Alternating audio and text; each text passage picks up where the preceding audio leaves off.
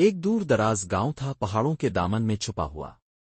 وہاں ایک تنہا اور وقت سے تھکا ہوا شخص رہتا تھا، برٹسٹا۔ وہ کبھی دنیا کے مشہور ریسلر ہوا کرتا تھا۔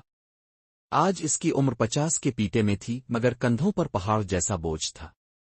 گاؤں والے اسے پہاڑی پہلوان کہتے، مگر اب نہ وہ پہلوانی رہی نہ وہ عزت۔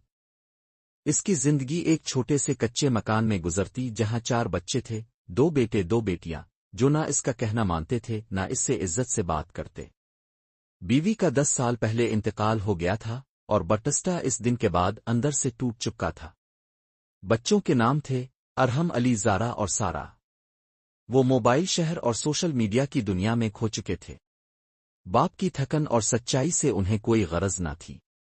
برٹسٹا دن بھر کھیتوں میں کام کرتا، لکڑیاں کاٹتا، لوگوں کے جانور سنبھالتا، اور شام کو جب گھر آتا تو صرف تانوں اور بے رخی کا سامنا کرتا۔ ایک دن زارا نے اپنے باپ سے پوچھا، ابو آپ کہتے ہیں کہ آپ ریسلر تھے، پر ہم نے تو کبھی آپ کو ٹی وی پر نہیں دیکھا۔ برٹسٹا نے خاموشی سے پرانی الماری سے ایک بوسیدہ صندوق نکالا۔ اس میں پرانے میڈلز، اخباروں کی کٹنگز اور تصویریں تھیں۔ ایک تصویر میں وہ WWE کے رنگ میں کھڑا تھا، ہاتھ اٹھائے، ہزاروں لوگ اس کا نام پکار رہے تھے۔ یہ سب کچھ تھا بیٹا، اس نے آہستہ سے کہا، پھر تمہاری ماں کی بیماری نے سب کچھ چھین لیا۔ میں نے اسے بچانے کے لیے رنگ چھوڑا، پیسہ ختم ہوا، وقت نکل گیا، اور اب میں بس ایک تھکا ہوا باپ ہوں۔ بچوں نے وہ تصویریں دیکھیں، مگر ان کے چہروں پر حیرت کم اور بے نیازی زیادہ تھی۔ علی نے کہا، یہ سب ماضی ہے ابو، اب بس ایک مزدور ہیں۔ برٹسٹا کی آنکھوں میں آنسو آ گئے، مگر وہ کچھ نہ بولا۔ اس نے چپ چاپ صندوق واپس رکھا اور کمرے سے باہر نکل گیا۔ گاؤں میں ہر سال ایک میلہ لگتا تھا۔ اس سال اعلان ہوا کہ پہلوانی کا مقابلہ ہوگا اور انعام 10 لاکھ روپے۔ گاؤں میں شہر سے ایک نوجوان آیا، نام تھا بلال۔ وہ جنم گیا ہوا، طاقتور اور مغرور۔ اس نے پورے گاؤں کو للکارا، کوئی ہے جو میرے سامنے آئے؟ سب خاموش تھے۔ برٹسٹا دور کھڑا تھا۔ ایک لمحے کو کچھ سوچا، پھر آگے بڑھا۔ بچے بھی وہاں موجود تھے۔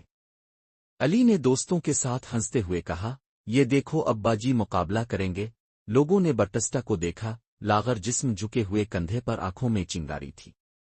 مقابلہ شروع ہوا۔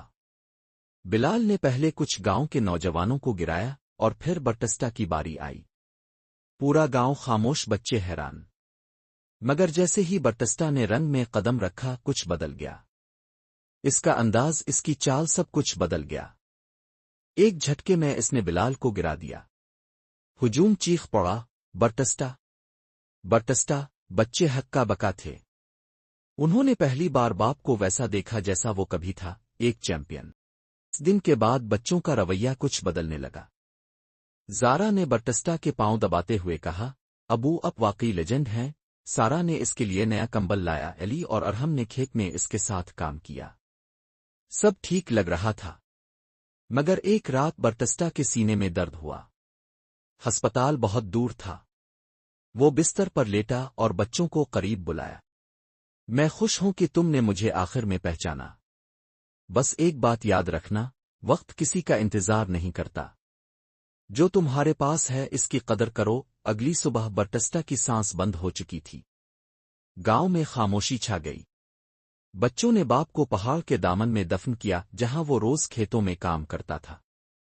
اس کی قبر کے پاس ایک سادہ سا پتھر تھا، جس پر لکھا تھا، یہاں وہ سو رہا ہے جس نے سب کچھ چھوڑا لیکن خود کو کبھی نہیں چھوڑا۔